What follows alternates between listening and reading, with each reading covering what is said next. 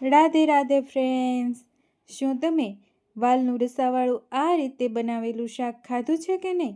તો ચાલો આજે આપણે વાલનું શાક બનાવીએ. એના માટે મેં વાલ ફોલી લીધા છે અને ટમેટાનું મોટું કટિંગ કરી લીધું છે. હવે કુકરમાં 3 પાવડા શીંગ તેલ ગરમ કરવા મૂકી ગરમ થઈ જાય એટલે 1 ચમચી રાઈ, 2 ચમચી જીરું, અડધી ચમચી હિંગ નાખી જે આપણે વાલના દાણા ફોલેલા છે એ ઉમેરીને સરસ રીતે મિક્સ કરી દઈશું. થોડીવાર તેલમાં આ રીતે ચડવા દઈશું. પછી 1 ચમચી હળદર, 1 ચમચી ખાંડ, 2 ચમચી મીઠું ઉમેરી સરસ રીતે મિક્સ કરી દઈશું.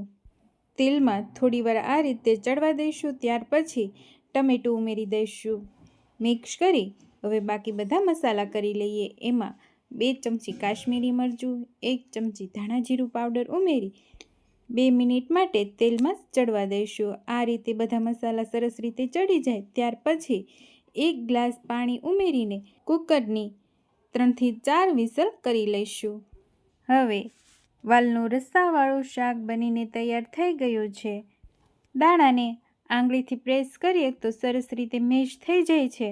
તો હવે ઉપરથી ધાણા ઉમેરી સરસ રીતે મિક્સ કરી દઈએ અને સર્વિંગ બાઉલમાં સર્વ કરી દઈશું. મારી અવનવી રેસીપી જોવા માટે મારી ચેનલ ગામડાની મહેકને લાઈક, શેર અને સબસ્ક્રાઈબ જરૂરથી કરજો. રાધે રાધે.